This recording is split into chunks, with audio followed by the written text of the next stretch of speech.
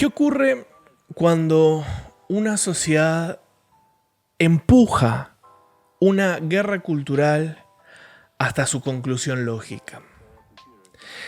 Por lo visto, las palabras son sustituidas por balas y empiezan a aparecer muertos.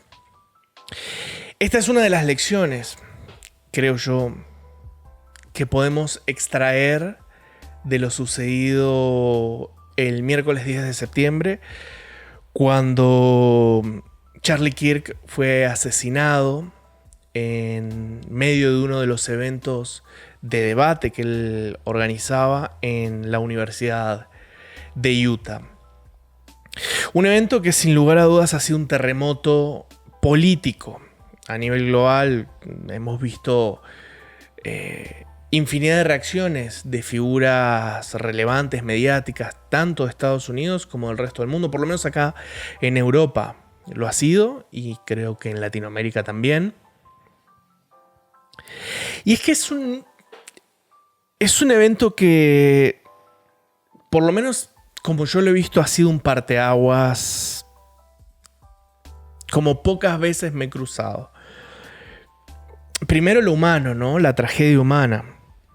Un muchacho de 31 años, que insisto, es asesinado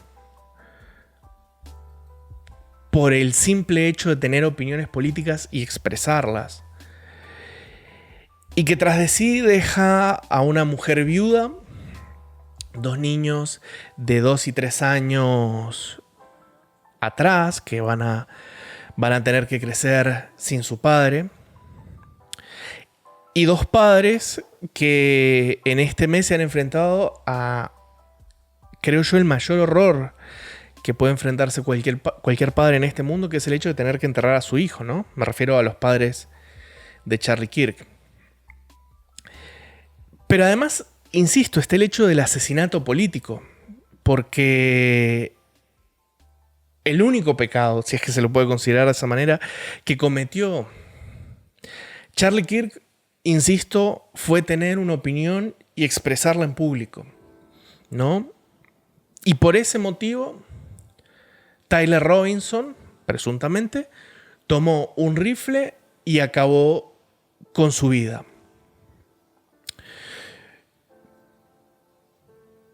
Y detrás de él, ¿no? Detrás de Tyler Robinson, un montón de personas en redes sociales saliendo a celebrar semejante horror, ¿no? Creo que todos hemos visto los videos de TikTok y los tweets y demás de gente festejando que habían matado finalmente a Tyler Robinson. Y uno podría pensar que estamos hablando de figuras marginales, de personas, sí, iba a decir personas marginales, pero no, figuras marginales. Pero es que tenemos comunicadores medianamente importantes en Estados Unidos. Yo no sé si ustedes conocen, es como muy de Estados Unidos. Hay un comunicador que se llama Destiny, que salió diciendo que ojalá se carguen a más personas por sus opiniones políticas, ¿no? Más personas, me refiero a conservadoras, de derecha, etc. Por supuesto, esto ha abierto una reacción del otro lado del espectro político, muy sonado, ¿no? Yo en los días siguientes al asesinato, pues como todos habré leído un montón de cosas, ¿no? Cosas con las que estaba de acuerdo, cosas con las que no. Pero en términos generales, digamos, la reacción que se decía desde el espectro político de la derecha es que esto daba cuenta de que la izquierda está completamente desnortada, ha perdido la brújula por completo. Decían que la izquierda estaba enferma y que esto daba cuenta de la diferencia de valores entre izquierda y derecha, ¿no? Y yo entiendo esa postura, ¿no? O sea, acaban de matar, cuando leí esos artículos, cuando la gente comentaba esas cosas, acababan de matar a uno de las figuras, por lo menos en Estados Unidos, más importantes de este espectro, y encima una figura relativamente moderada, ¿no? O sea, si uno se sienta a escuchar lo que Charlie Kirk decía, uno podrá estar o no de acuerdo, yo no lo estaba en un montón de cosas, pero bajo ningún punto de vista podría llegar a decirse que era un extremista o una persona radical. Era un conservador religioso, muy religioso, pero difícilmente podría ser catalogado como radical. Lo cual, incluso si lo fuera bajo ningún punto de vista, estaría justificado que se lo asesinara, básicamente. Sin embargo, hay una cosa que me he quedado pensando en relación a todo lo sucedido, que ciertamente es muy trágico y que a mí me ha movilizado un montón. Es cierto que me he tomado bastante tiempo para hacer este video desde el hecho, pero bueno, qué sé yo. Procrastinación, se dice. Pero bueno, pensando, hay una cosa que me viene a la cabeza y es la siguiente, ¿no? Yo tengo muchos amigos que se dicen, bueno, y lo son, porque si se lo dicen es así, ¿no? Que dicen que son de derecha, ¿no? Y entonces como que ellos se sienten parte de una cosa como más amplia que ellos, que es eso, la derecha. Y me decían, no, es que, Gabriel, no te das cuenta, es que la izquierda es demoníaca. Y entonces justo acababa de pasar lo del asesinato también de la ucraniana por esta persona negra en Estados Unidos que la había apuñalado. Entonces me mandaban el video del ucraniano, un video realmente espantoso. Y me decían, ves, es que está todo linkeado, como un poco como decía o dice Cristina Kirchner, que todo tiene que ver con todo. No, yo le decía, pero una cosa es un asesinato de una persona lumpen, que es cierto. Ha sido dejada libre después de muchos crímenes por toda esa ideología que viene de sectores de la izquierda, de ser suaves con los criminales y demás, pero lo otro es un crimen político que es como mezclar peras con manzanas, o por lo menos así yo lo veía, ¿no? Pero todo eso me ha llevado a pensar que el problema va mucho más allá de cuestiones ideológicas, partidarias o demás, ¿no? Creo que hay un problema y por eso arranqué como arranqué, ¿no? Con esta idea, con esta pregunta de qué ocurre con una sociedad, o mejor dicho, qué ocurre cuando una sociedad empuja la noción de guerra cultural hasta su conclusión lógica, ¿no? Y yo creo que el problema radica no en la izquierda, no en la derecha, sino en nuestra sociedad y sobre todo, nuestra sociedad en su conjunto, y sobre todo en esta idea de que estamos en una guerra cultural. No. Por supuesto que tiene que haber debate de ideas, ¿no? O sea, mi crítica o esta reflexión en contra de la noción de guerra cultural no es una reflexión en contra del debate de ideas. No va por ahí. Eso es fundamental. Pero si pensamos que el debate de ideas es en realidad una guerra, primero vamos a ver a la sociedad en términos de facciones, ¿no? Esta cuestión de no, yo soy de izquierda, no, yo soy de derecha. Ah, bueno, si vos sos de derecha, entonces, y yo soy de izquierda, entonces no voy con vos a tomarme una cerveza. Y si vos sos de izquierda y yo soy de derecha, entonces no voy a tu local a comprar fruta. Empezamos a ver el mundo de esa manera y es bizarro. O sea, realmente es bizarro. Lo hemos naturalizado, pero es completamente bizarro. Familias que se pelean y se dejan de hablar. Amigos que se separan. Parejas que tienen problemas como pareja por diferencias ideológicas. Porque no, nos pensamos en términos de facciones y pensamos que la derecha y la izquierda son islas completamente separadas,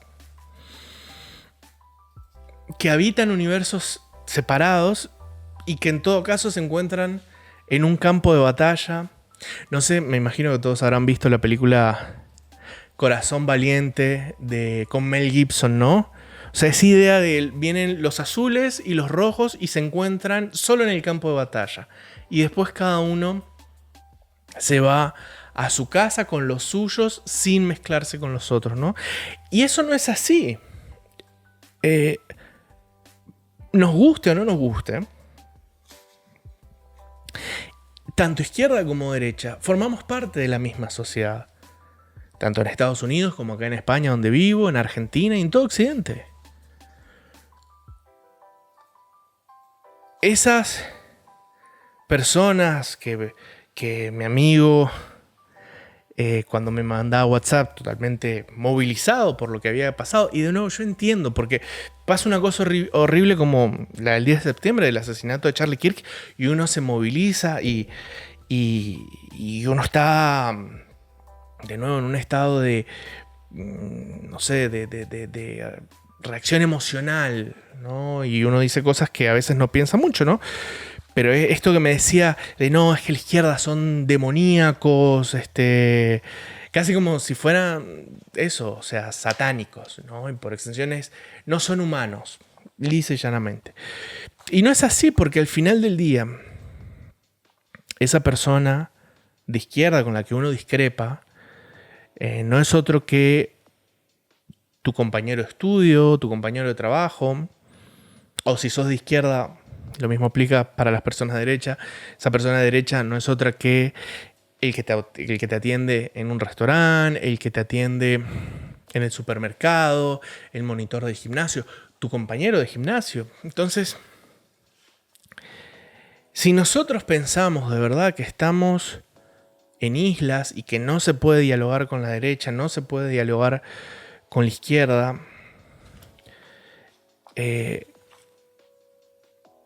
esa sociedad en la cual ambas partes forman parte, valga la redundancia, se empieza a resquebrajar, pero además de una manera estúpida, porque, de nuevo, o sea, todos convivimos en el mismo espacio e interactuamos todos entre todos.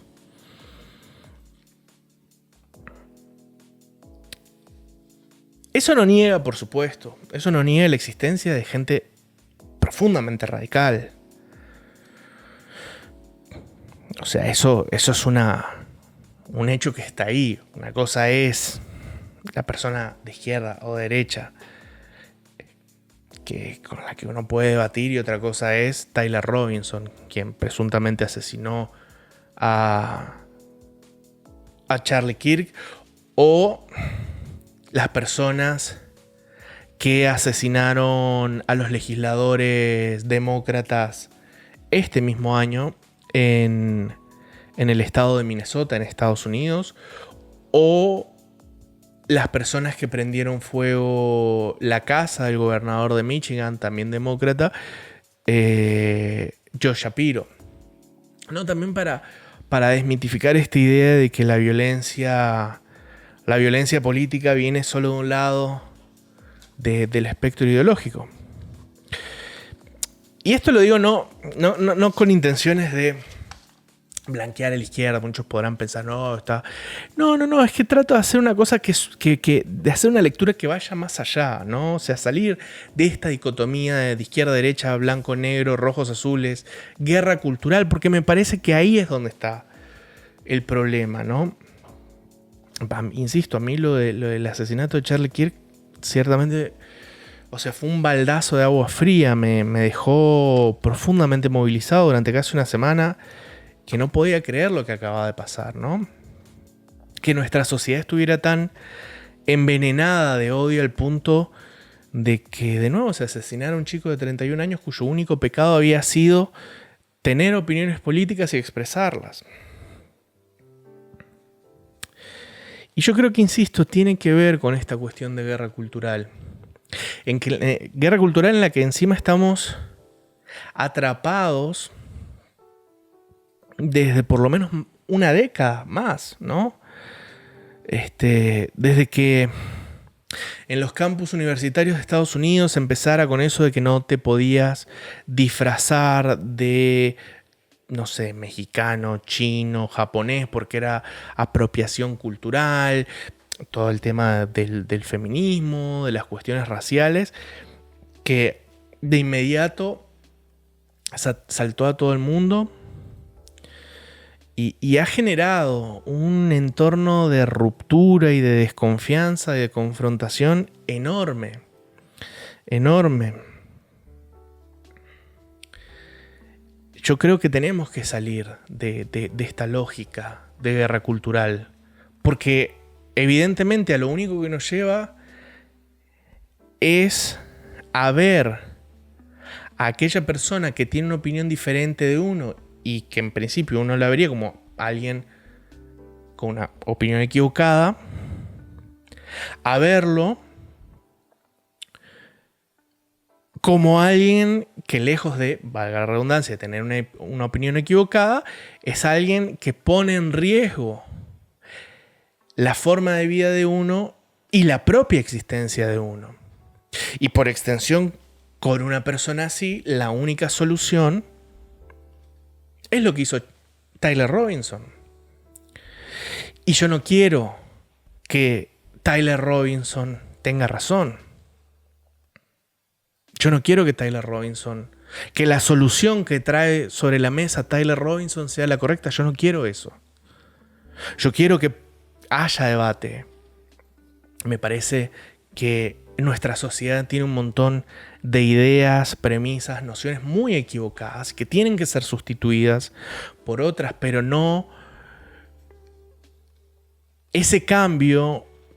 Espero y aspiro, y por eso hablo acá, quiero que se dé sin tener que regar las calles con muertos. Ni siquiera con los del bando, si es que se le puede llamar así, de enfrente. Porque de nuevo, al final del día, todos formamos parte de la misma sociedad y en realidad no hay bandos. Hay gente que piensa una cosa, hay gente que piensa otra y hay extremistas. Y a los extremistas hay que tenerles mucho, pero mucho miedo de ambos bandos, de ambos lados del espectro. E incluso aquellos que no forman parte de ningún espectro, como por ejemplo pueden ser los aceleracionistas. Hay que debatir, hay que discutir las cosas, hay que dialogar, hay que hacer si se quiere, una lucha de ideas, pero no podemos caer en esta dinámica de guerra en la que nos encontramos atrapados, insisto, desde que el movimiento woke apareció y ahora viene la derecha populista identitaria en el resto del mundo en un pendulazo a seguir en la misma dinámica, pero del otro lado. Tenemos que salir de esto. Creo que yo tal vez soy muy naif, pero yo creo que cada día un poquito menos, pero creo que todavía estamos a tiempo de evitar que nuestra guerra cultural se convierta en una guerra de verdad. Y creo que tenemos que hacer todo lo posible para evitar eso. Creo que si logramos evitar, insisto, que nuestra guerra cultural se convierta en una guerra de verdad, pues eso va a hablar muy bien de nuestra sociedad, de que tuvimos la madurez para no matarnos. Yo me sentiría muy orgulloso de formar parte de una sociedad que consiguió, en un momento de efervescencia política, frenar su deseo tanático, su deseo de matarnos entre todos. Y en ese sentido, volviendo a esta idea de que leí tantas veces por ahí, que me decía mi amigo, que no lo voy a nombrar para no quemarlo, a esta idea de que no, es un problema de la izquierda. Insisto, es un problema de nuestra sociedad, porque creo que toda nuestra sociedad está enferma de odio. Y yo creo que todo esto que ha pasado con Charlie Kirk y básicamente con la violencia política que hemos visto surgir y estar en ascenso desde la pandemia hasta acá, si es que no un poco antes, es resultado de que nuestra sociedad se ha enfermado de odio. E insisto, uso el término enfermarse no de manera casual. O sea, estamos enfermos de odio.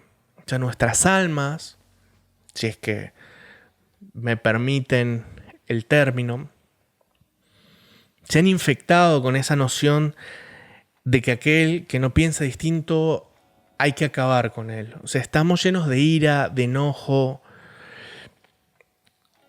Muchos, de nuevo, a raíz de esto han dicho que bueno, que esto es consecuencia de la ideología woke, que te corrompe ideológicamente, y esa corrupción ideológica lleva a una corrupción moral.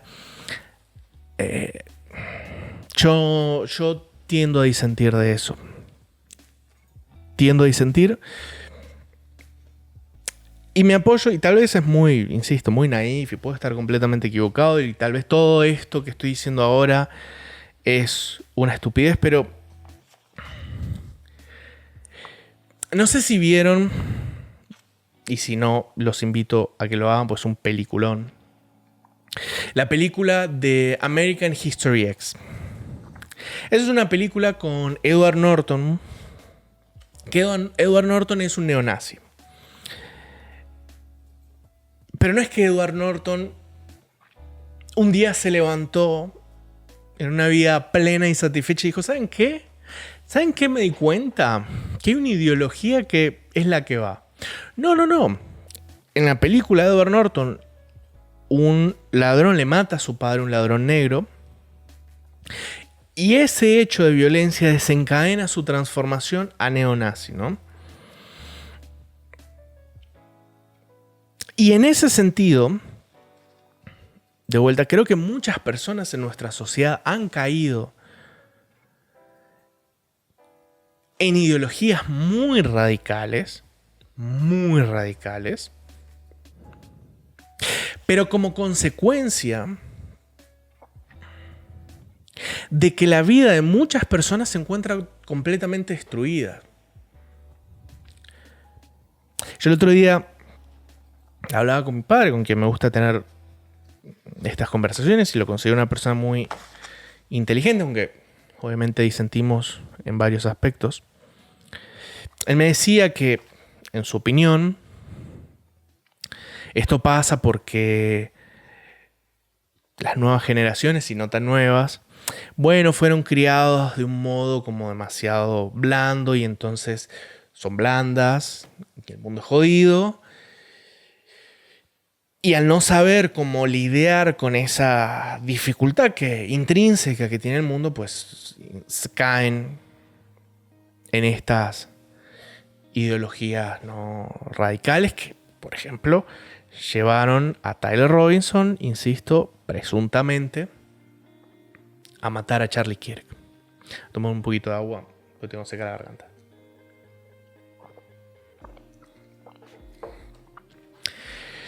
Pero a mí me parece que eso, aunque no niego que haya algo de eso,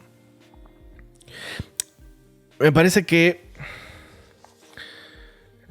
es un análisis que, en mi opinión, se queda corto. No es para echarle tierra a lo que dice mi padre, no se trata de eso, sino simplemente, y se lo dije en su momento, me parece que no explica la totalidad del hecho. Y es que, a mi entender, las condiciones materiales de vida, al menos en Occidente, se han caído por un barranco desde el 2008, desde la crisis económica de 2008. Y un montón de cosas que formaban parte, ¿no? del sentido común y de la narrativa de Occidente, digamos que se han evaporado. Siguen formando parte de la narrativa, pero son inalcanzables para un montón de las nuevas y no tan nuevas generaciones. O sea, pienso en los millennials y en la generación Z.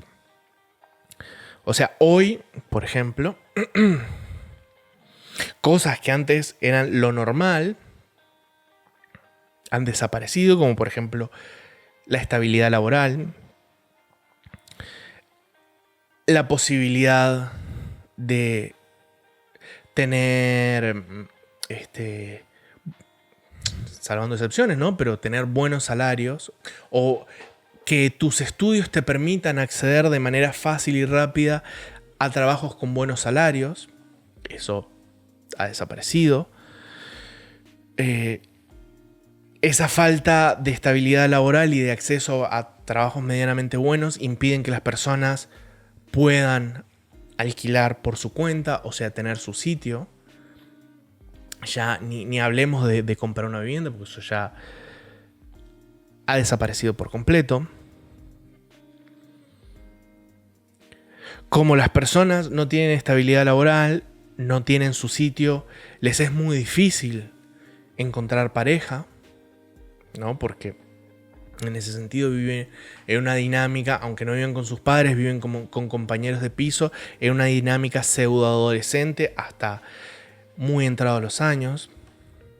En ese sentido, por ejemplo, los humoristas españoles de Pantomima Full hicieron un video en tono de parodia retratando un vendedor inmobiliario tipo profesional que vendía casas carísimas y demás en Madrid, pero que al salir del trabajo se volvía a su departamento, en donde vivía junto con otros 5 o 6 personas con quienes compartía un piso, un departamento, ¿no? Porque obviamente él por su cuenta no podría pagarse uno por sí solo, ¿no? Esto además exacerbado con el proceso de la digitalización, que ha destruido casi todos los espacios físicos de encuentro. Es cierto que ahora esa digitalización esa digitalización excesiva empieza a retroceder y empieza a haber como una búsqueda de reencontrarse en el mundo real, pero imagínense, ¿no? O sea, no tenés estabilidad laboral, ¿no? Tenés un trabajo en donde te echan, estás todo el tiempo cambiando. No tenés un salario que te permita consolidarte como adulto. No tenés tu espacio. Como no tenés buen salario y estabilidad laboral, no tenés tu espacio, no podés encontrar pareja, pero es que además, aunque quisieras, ya no hay lugares donde hacerlo, porque cada vez la gente sale menos y uno podrá decir, no, esto bueno, es una exageración, pero fíjense, por ejemplo, cuando yo era adolescente en los 2000, con todos los defectos que tuvo esa década, que tuvo muchos, los adolescentes nos encontrábamos en los shoppings, al menos yo en ese entonces crecí en México, y nos encontrábamos en los shoppings, ¿no? Y todos los shoppings estaban repletos de adolescentes. Hoy los shoppings son un desierto y están cerrando en casi todo el planeta, porque nadie va. La gente compra por internet, la gente va cada vez menos al cine, y los adolescentes no se encuentran en ningún lado. Se encuentran en redes sociales o si no, en Discord jugando videojuegos. Pero no se encuentran físicamente en ningún lugar. Entonces, ese es el mundo que tenemos, ¿no? Un mundo roto, básicamente. Un mundo roto. En donde, aunque la gente no lo manifieste, yo creo que porque nuestra cultura es muy loco, ¿no? O sea, hay mucha gente insatisfecha, que no ha podido establecerse como adultos, como miembros de la sociedad, pero nuestra cultura al mismo tiempo señala a aquellos que no lo han podido hacer, es como una cosa vergonzante, y entonces nadie habla de eso. Todos, cuando te juntás con la gente y demás, incluso sabiendo que la están pasando mal, todo el mundo te dice que va fenómeno, que está todo genial, todo 20 puntos y demás. Y nadie habla de nada, de lo mal que le está pasando en este momento. Todas estas cosas que enumeré encima se han potenciado a la enésima potencia, valga la redundancia, desde la pandemia. O sea, no es que la pandemia hizo una pausa, no. Esos problemas venían desde la crisis del 2008, pero tras la pandemia eso se ha disparado. Y no por casualidad tenemos la cantidad de problemas mentales, de suicidios, de adicción a las drogas. O sea, somos, en última instancia, una sociedad completamente enferma y completamente rota. Y tenemos bolsas muy grandes de jóvenes y no tan jóvenes, de gente de la generación Z y de millennials, completamente marginados de la sociedad. Y cuando digo marginados no me refiero a pobres que viven tipo en el imaginario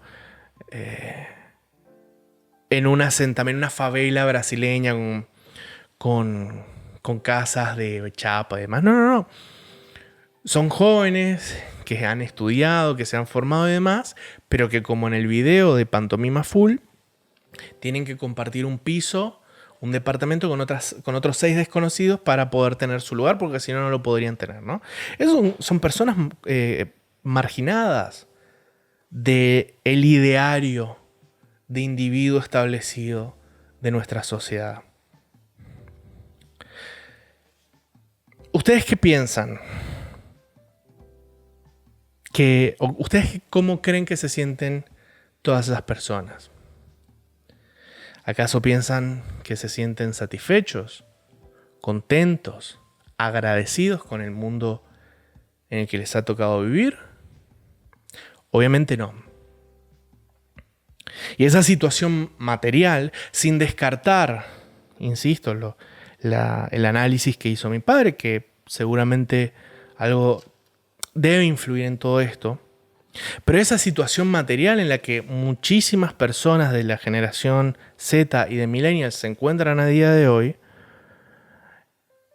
está generando una rabia muy, muy, muy grande, que sin embargo nuestra sociedad pasa por alto y la ve como una cosa ahí de losers, o de incels, o de copitos de nieve que no saben cómo gestionar sus emociones porque mirá, crecieron, los consintieron muchos de pequeño y demás, ¿no? Y esa gente que se siente marginada porque está marginada en nuestra sociedad, termina envenenándose de odio.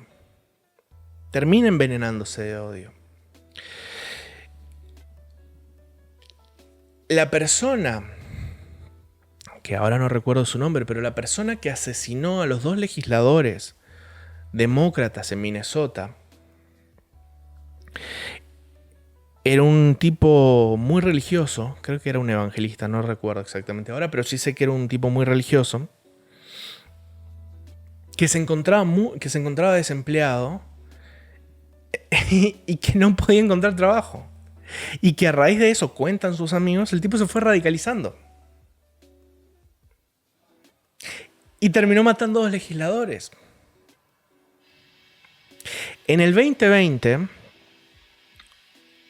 un grupo de personas de una milicia que intentaron secuestrar a quien entonces era la gobernadora del estado de Michigan. Y uno de los que empezó toda la movida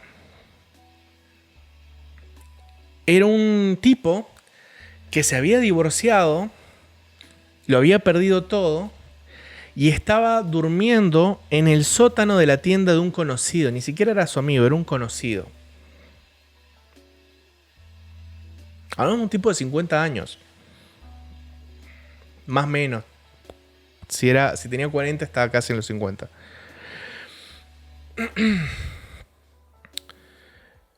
Con lo cual, a la pregunta, ¿no? O sea, vemos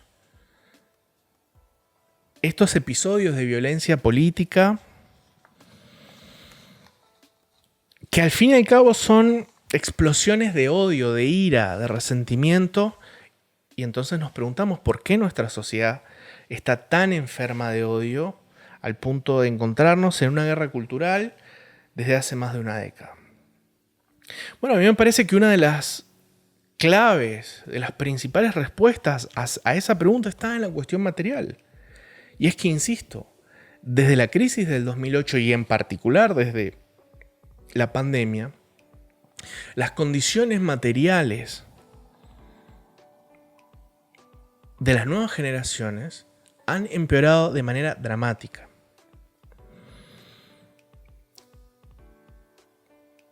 Les traigo esta imagen para que vean a lo que me refiero. En los años 80, cuando aparecen los Simpsons, Homero con un trabajo en la planta nuclear, una esposa que se queda en su casa para cuidar de los niños, 3 niños, 2 autos y una casa pagada. Él era el retrato de un perdedor en esa sociedad. Años 80. En 2025, ser Homero Simpson es sinónimo de haberla pegado, de haberte ganado la lotería en la vida.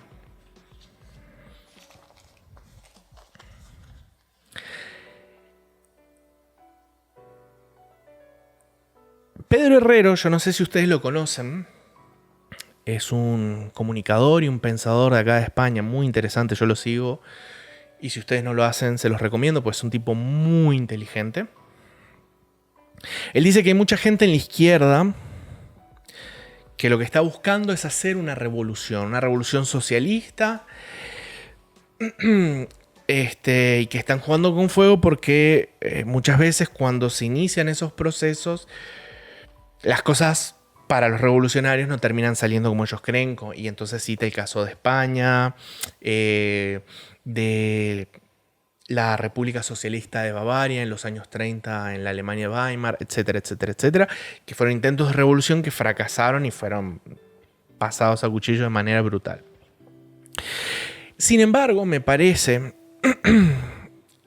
que en este caso es distinto. Vemos a Tyler Robinson, vemos a la gente que llevó adelante los disturbios de Black Lives Matter tras el asesinato esperen que lo tengo acá, de George Floyd en el 2020. Yo no creo. Vemos el asalto al Capitolio. Yo no creo, de verdad, yo no creo que nadie, bueno, sí, habrá algunos que sí, ¿no? Pero yo no creo que estas figuras estén, o estos grupos, los que intentaron, o los que planificaron, después lo desbarató el FBI, pero los que planificaron secuestrar a la gobernadora de Michigan en el 2020, yo no creo que ninguno de ellos esté planeando una revolución ni socialista, ni populista, ni cesarista, ni nada.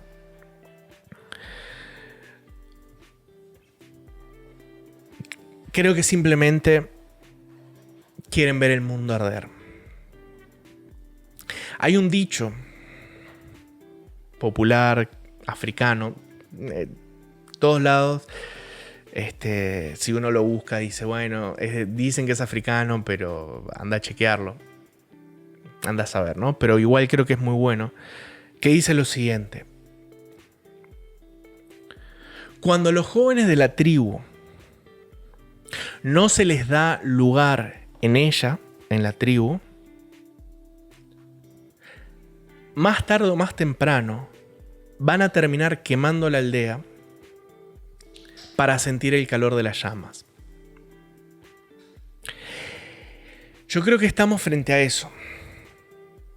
Frente a un montón de, insisto, jóvenes y no tan jóvenes que se sienten tan frustrados con sus condiciones materiales, tan alejados de sus expectativas y de lo que se les dijo que iba a ocurrir a lo largo de su vida, tan enojados, tan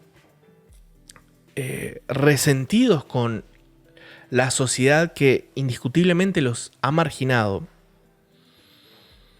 que lo único que quieren hacer, al igual que el Guasón en las películas de Batman, es ver el mundo arder. Es ver el mundo arder.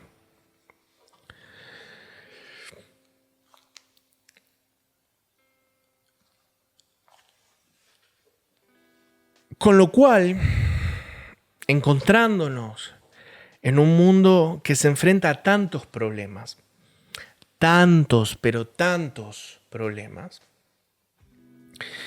creo que es fundamental, si de verdad queremos empezar a solucionar esto y evitar que nos matemos, salir de la noción de la guerra cultural.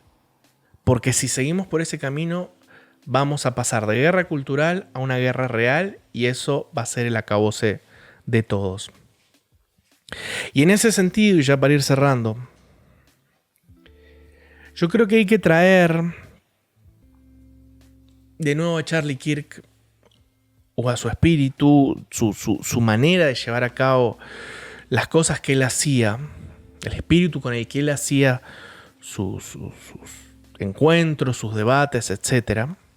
Porque me parece que él hacía una cosa que era fundamental. Y es la siguiente. Y hay un montón de videos por ahí. Él podía estar en desacuerdo con posturas, opiniones, etc. De vuelta, él era un tipo muy conservador, muy religioso. Pero cuando alguien de la vereda de enfrente, supongamos, hay un montón de videos de, por ejemplo, chicos trans, que iban y de buena fe le preguntaban, che, ¿qué puedo hacer? ¿Qué opinás sobre esto, sobre el otro? Charlie Kirk siempre trataba de acercarse desde la diferencia, ¿no?, de posturas y demás, pero tratar de acercarse, encontrarse y entenderse con el otro en un ejercicio que Charlie Kirk no lo llamaba de esta manera, pero que se acerca mucho a lo que es la evangelización, ¿no? Tratar de llevar tu mensaje desde la búsqueda del entendimiento y del encuentro. Hay una lucha de ideas y eso es indiscutible y incluso es enriquecedor. Pero esa lucha de ideas no puede darse en el marco de una guerra cultural. Creo que tenemos, insisto, si queremos evitar que Occidente se desmorone y nos terminemos matando todos entre todos, si queremos que Tyler Robinson no tenga razón, que lo que hizo no sea la solución a nuestros problemas, deberíamos empezar por tratar de dialogar con el otro, con aquel que piensa distinto, desde el respeto, desde la tolerancia y desde el deseo genuino de encontrarse, ¿no? Desde el deseo de hacer una suerte de comunión. Porque como decía al principio, tanto izquierda como derecha, ambos formamos parte de estas sociedades.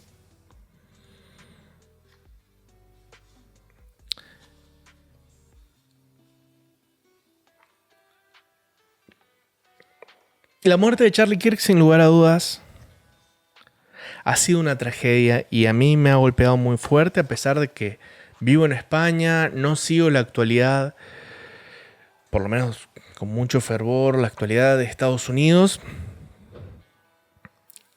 Y no estaba de acuerdo en todas las cosas que decía Charlie Kirk. Pero espero que dentro de la tragedia que ha supuesto su muerte, espero que por lo menos sirva como punto de inflexión para darnos cuenta de que si seguimos por este camino de odio, de encono, de desencuentro, lo único que vamos a hacer es acabarnos con nosotros mismos. Y que en ese sentido nos ayude a reflexionar y a entender que necesitamos acercarnos y necesitamos curarnos de ese odio que hoy nos enferma, nos consume y nos empuja hacia la violencia y hacia la muerte. Así que bueno, nada. Ojalá que esta tragedia sea un momento de inflexión que nos empuje a ser mejores.